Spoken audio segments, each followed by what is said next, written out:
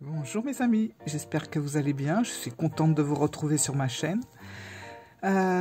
Surtout pour vous faire une présentation d'un oracle que j'ai depuis 2 ans et que j'aime beaucoup, que j'avais mis de côté, puis je me suis dit, grâce à mon merveilleux, fabuleux, majestueux, talentueux, bref, Métamuse Tarot. Alors, ne vous inquiétez pas, c'est pas celui-là que je vais vous présenter, mais c'est grâce à ce tarot-là que j'ai pensé à ressortir celui que je vais vous présenter. Voilà. Je vous repasse vite fait, mais très vite fait celui-là pour que vous voyez un petit peu de quoi il s'agit et vous allez comprendre pourquoi j'aime beaucoup et pourquoi j'ai repris l'oracle surtout, qui va suivre. Voilà. Donc ça a été vraiment mon coup de cœur de fin d'année. Voilà. Puisque on s'est rencontrés début novembre, lui et moi. Et tout de suite, ça a été le coup de foudre instantané. On ne s'est plus quitté. Voilà. Et puis moi, j'aime bien, quand j'ai vraiment un tarot qui me tient à cœur, j'aime bien lui trouver un petit compagnon de route, un petit oracle, pour le mettre en duo. C'est un truc que j'aime bien faire. Je trouve que quand je m'amuse à faire des tirages, pour moi par exemple, j'aime bien rajouter une petite carte d'oracle à un tirage de tarot. Je trouve que ça confirme ou ça affûte un petit peu ce qu'on a lu dans les cartes. Alors je le fais pas tout le temps, mais ça m'arrive de le faire, surtout quand c'est des jeux que j'aime beaucoup. Et je me suis dit, toi mon petit Métamuse, je t'aime tellement qu'il faut que je te trouve un compagnon. Et j'ai trouvé, mais il était sous mes yeux en plus, parce que c'est un jeu que j'ai depuis 2 ans à peu près. Je vais vous le montrer tout de suite, voilà. C'est l'oracle aromatique qui est dans ma tour depuis un certain temps. Et c'est vrai que je l'avais mis un peu de côté, mais j'aime bien le regarder souvent et lire un petit peu ce qu'il y a de noté dans le bouquin. Donc c'est pas vraiment un jeu que je mets complètement de côté, mais là c'est vrai que depuis 2-3 mois je l'avais un petit peu laissé, il était un petit peu caché on va dire. Et grâce à mon tarot, je me suis dit mais ça va super bien coller, et c'est vrai que ça colle super bien, et au niveau des énergies, mais c'est tellement incroyable. Quand je fais des tirages, j'ai l'impression que je n'arrive même plus à savoir qui est qui, tellement ça se fond, tellement les deux se mélangent bien. Voilà, je vais y arriver. Donc l'oracle aromatique, donc c'est un jeu que j'ai depuis, je crois qu'il est sorti en 2020, puisque je l'ai acheté vraiment à sa sortie. C'est un jeu que j'avais repéré avant qu'il sorte sur le marché, et je le voulais absolument parce que moi j'aime beaucoup... attendez. J'aime beaucoup les oracles sur les plantes, et surtout sur les plantes aromatiques, encore plus. Donc ça m'avait tenté, et comme quoi à l'époque j'étais déjà très attirée par ce genre de graphisme que je vais vous présenter. Mais avant tout, je voulais vous dire que Lucie Christian, c'est quand même une Française. Et moi je dis, ça fait plaisir, parce que on est tellement en train de baver sur les jeux étrangers qu'on peut pas toujours avoir en plus, parce que c'est loin, parce qu'il y a des frais de douane, parce qu'il y a des frais de livraison qui sont hors de prix. Donc on est là en train d'essayer d'avoir la bonne occasion. Enfin bref, c'est un peu compliqué. Et quand je vois des jeux français, je suis contente. Donc c'était vraiment génial pour ça. Je crois d'ailleurs que Lucie Christian, c'est une femme qui travaille dans le milieu du parfum, justement. Donc forcément, hein, oracle aromatique, on est vraiment sur des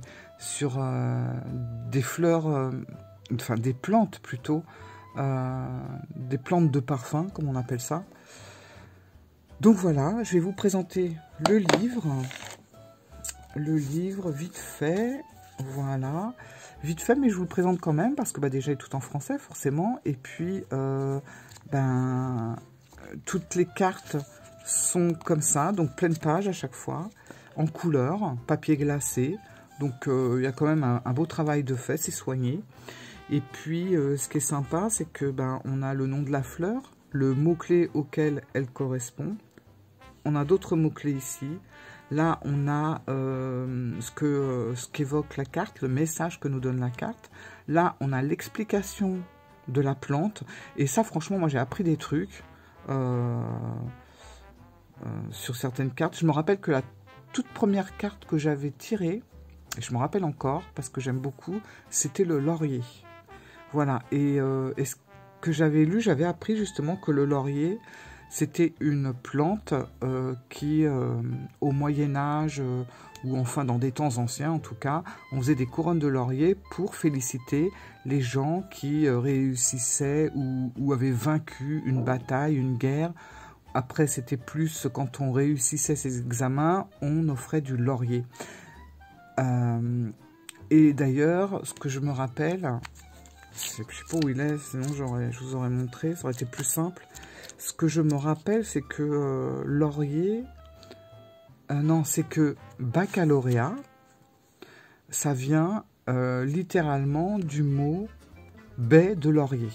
Voilà, baie de laurier, ça veut dire baccalauréat. Bon, voilà, c'est pour vous montrer un petit peu toutes les petites choses qu'on apprend. C'est très intéressant. Et en même temps, c'est intéressant, mais c'est pas ennuyeux parce que déjà, il n'y a pas 15 pages. Vous voyez, on a bon, le message de la carte, donc comme je vous disais. Et puis, on a après un petit résumé des explications de la plante. Mais je trouve que c'est... On va sur l'essentiel tout de suite. Et puis après, ce qui est... Ah bah ça, c'est... Ouais, bah voilà le laurier, tiens. Je suis tombée par hasard dessus. Et ce qui est bien, c'est qu'on a une petite phrase, une petite citation d'un auteur juste en dessous. Donc là, vous voyez, en l'occurrence, on a Oscar Wilde qui nous... Enfin, on a une petite citation d'Oscar, voilà. Et c'est comme ça sur toutes les petites cartes, en fait. Donc c'est assez sympa, c'est même carrément sympa. J'aime beaucoup, beaucoup, beaucoup ce jeu.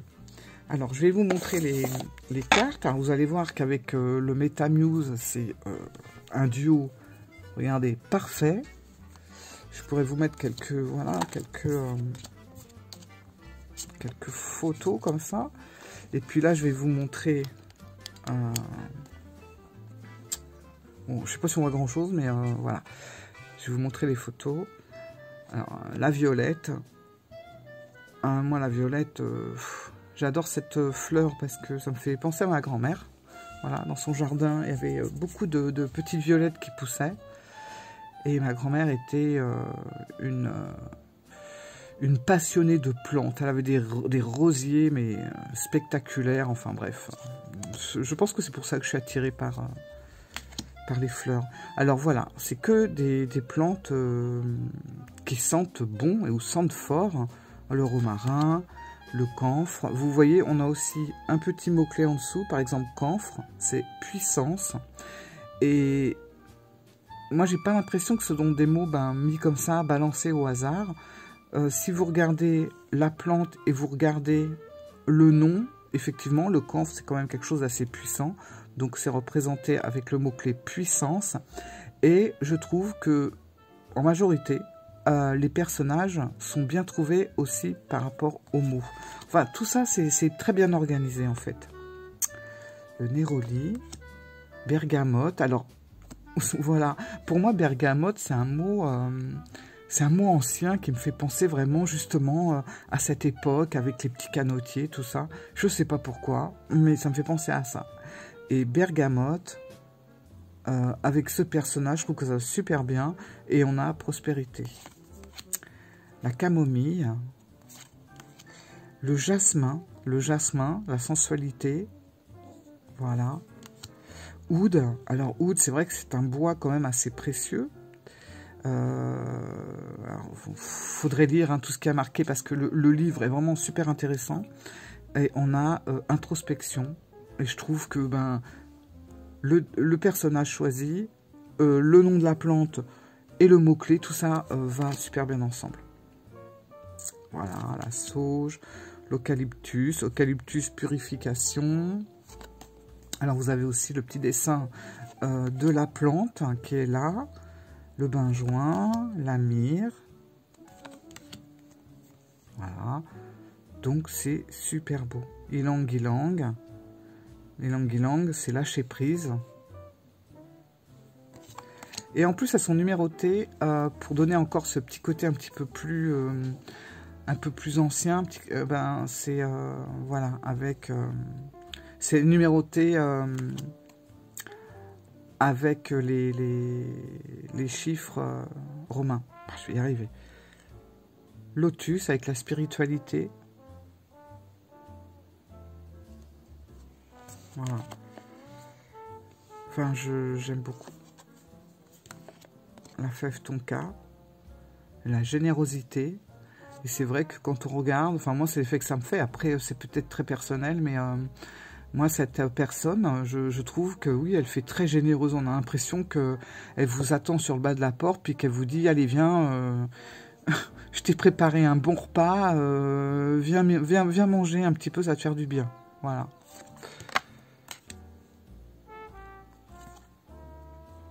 Santal. Vétiver. Vétiver, c'est l'ancrage. Angélique, la protection. Après, il faut lire aussi ce qui a marqué dans les livres parce que franchement, ça apporte un petit plus. Un petit plus aux cartes, je trouve. Guérison, lavande, et on a une infirmière des temps passés. Iris, géranium, marjolaine. Franchement, la rose. La rose, c'est la créativité et la carte est magnifique. Regardez.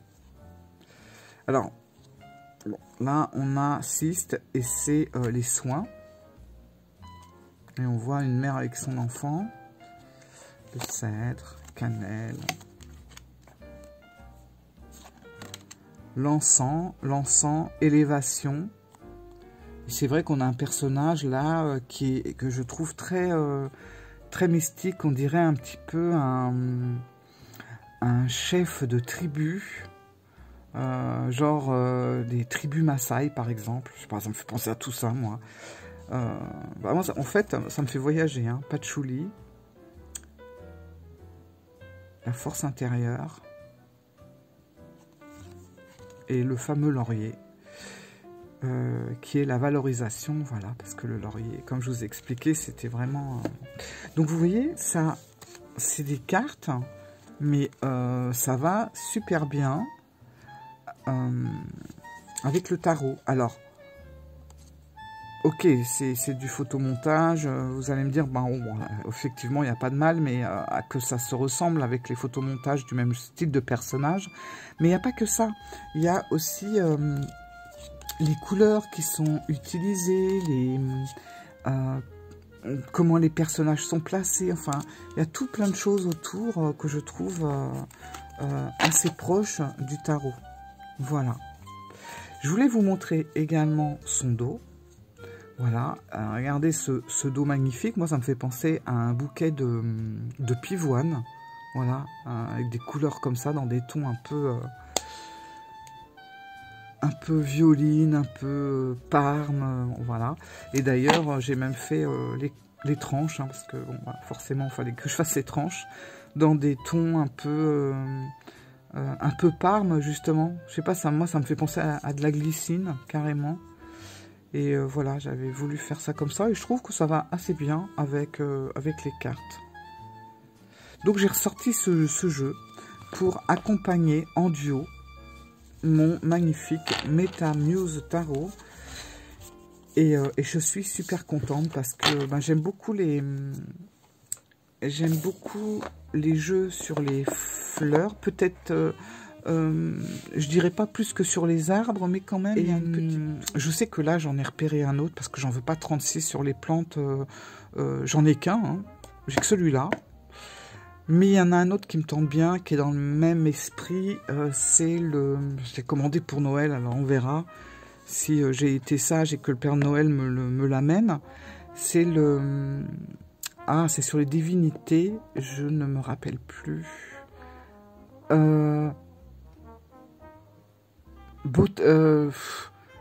La botanique des divinités ou un truc comme ça, enfin bref, je vous le mettrai là. Et ben c'est pareil, celui-là, je pense que ouais, je l'ai mis sur ma liste et j'espère l'avoir parce que je trouve que ça va bien aussi avec, puis en même temps ça apporte quelque chose en plus. Là on va être sur les divinités, donc je trouve que ça, voilà, ça va être sympa. Donc voilà mes amis, je voulais vous présenter mon petit duo tarot oracle que je trouve vraiment super bien ensemble et puis je crois qu'ils sont contents d'être tous les deux. Ça marche bien entre eux. Voilà. Bon, bah écoutez, je pense que j'ai tout dit, je commence à bafouiller là. Quand je fais des vidéos le matin, c'est mort, hein, j'arrive pas. J'arrive pas à aligner un mot devant l'autre sans trébucher sur toutes les consonnes. C'est horrible. Enfin bref, principal, hein, c'est qu'on soit bien ensemble. Et je vous fais plein de bisous et je vous dis à très bientôt. Ciao, bye.